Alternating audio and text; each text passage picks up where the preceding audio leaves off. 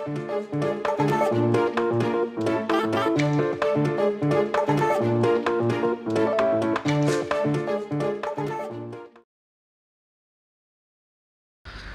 दोस्तों, जैसा कि आपको पता है कि पूरे भारत देश में हनुमान जी के लाखों मंदिर हैं, परंतु कुछ मंदिर अपनी विशेषताओं के लिए प्रसिद्ध है, जहां जनसमूह का सैलाब उमड़ता है। ऐसा ही एक मंदिर राजस्थान के दौसा जिले में मेहंदीपुर स्थित बालाजी का चमत्कारी मंदिर है। मंदिर करीब 1000 साल पुराना है। इस मंदिर में स्थित बजरंग बली बास रूप मूर्ति किसी कलाकार ने नहीं बनाई, बल्कि वह स्वयं प्रकट हुई है। बालाजी की ये मूर्ति पहाड़ की एक अखंड चट्टान का हिस्सा होने के साथ साथ मंदिर की पिछली दीवार का भी काम करती है। इस मूर्ति के सीने के बाईं ओर एक सूक्ष्म छिद्र है, जिसे पवित्र जल की धारा निरंतर बहती रहती है। ये बालाजी के चरणों के तले स्थित एक कुंड में जमा होता है, जिसे भक्तजन चरना अमृत के रूप में ग्रहण करते हैं और अपने साथ ले जाते हैं। यह चरना अमृत अत्यंत चमत्कारी माना जाता है। मान्यता है कि इस चरना अमृत को ग्रहण करने से भक्तों की सभी मनोकामनाएं पूर्ण होती हैं और रोगों का नाश होता है। बात करें बालाजी मंदिर के इतिहास की, तो पहले यहाँ घोर घना जंगल हुआ करता था। चारों तरफ फैली हुई घनी झाड़ियों में जंगली जानवरों का बसेरा था। एक बार रात को श्री गुसाई जी महाराज को सपना आया और सपने में वह उठकर चल दिए। उन्हें पता नहीं था कि वह कहाँ जा रहे हैं, और उसी दौरान उन्होंने एक बड़ी विचित्र लीला देखी। एक ओर से हजारों दीपक चलते आ रहे थे, हाथी घोड़ों की आवाज़ें आ रही थी और एक बहुत बड़ी फौज चली आ रही थी। उस फौज ने श्री बालाजी महाराज की मूर्ति की 3 बार प्रदक्षिणा की, मतलब भगवान के चारों ओर गोलाकार आकृति में चक्कर लगाया, और फौज के प्रधान ने नीचे उतरकर श्री बालाजी महाराज को दंडवत प्रणाम किया तथा जिस रास्ते से वे आए थे उसी रास्ते को वो चले गए। गोसाई जी महाराज चकित होकर ये सब देखते ही रह गए। उन्हें कुछ डर सा लगा और वापस अपने गांव चले गए, किंतु नींद नहीं आई और बार बार उसी विषय पर विचार करते हुए उनकी जैसे ही आंख लगी तो उन्हें सपने में 3 मूर्ति दिखी। उनके कानों में ये आवाज़ आई कि उठो, मेरी सेवा का भार ग्रहण करो, मैं अपनी लीलाओं का विस्तार करूँगा। ये बात कौन कह रहा था? कोई दिखाई नहीं पड़ा। गोसाई जी ने फिर इस बात पर ध्यान नहीं दिया और अंत में हनुमान जी ने स्वयं उन्हें दर्शन देकर पूजा का आग्रह किया।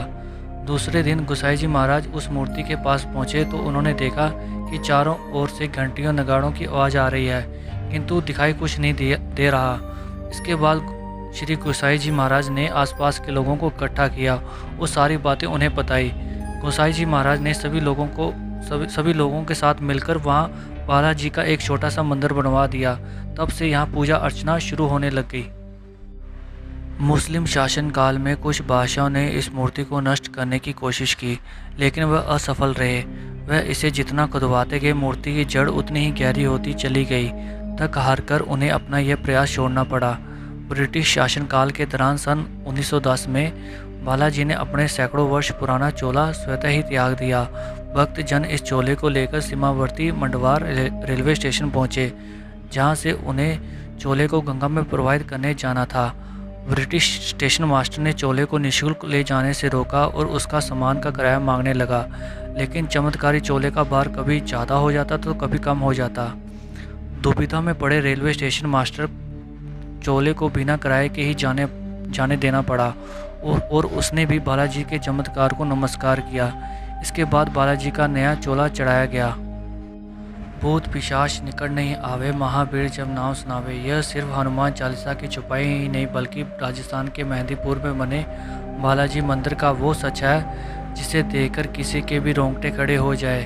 भूत प्रेत जैसी बुरी आत्माओं से परेशान लोगों को बालाजी के मंदिर में लाया जाता है और फिर यहाँ ऐसा चमत्कार होता है कि आप सोच नहीं सकते। इस मंदिर के बारे में कहा जाता है कि यहाँ आने से भूत कांपते हैं, डरते हैं, क्योंकि यहाँ होती है उनकी ज़बरदस्त पिटाई।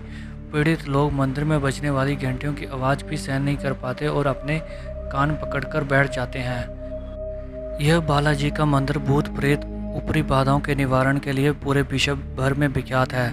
मान्यता है कि यह तंत्र मंत्र ऊपरी शक्तियों से ग्रसित व्यक्ति भी बालाजी महाराज की कृपा से बिना दवा के स्वस्थ होकर लौटते हैं। यहाँ के देवता और उनका भोग। श्री बालाजी महाराज मेहंदीपुर के राजा और भगवान शिव के अवतार है। इनके समक्ष बुरी आत्माओं की पेशी लगती है। बालाजी महाराज को लड्डुओं का भोग लगाया जाता है। श्री भैरव कोतवाल बालाजी महाराज के के सेनापति है। इन्हें कोतवाल कप्तान भी कहा जाता है। इन्हें उड़द की दाल से बनी चीज़ों का भोग प्रिय है। खासकर उड़द की दाल से बने दही बल्ले और मिठाई में इन्हें जलेबी और गुलगुले का भोग विशेष प्रिय है। श्री प्रेतराज सरकार बालाजी दरबार के दंड नायक है। ये बुरी आत्मा को दंड देने का अधिकार रखते हैं। इन्हें पके हुए चावल और खीर का भोग लगाया जाता है।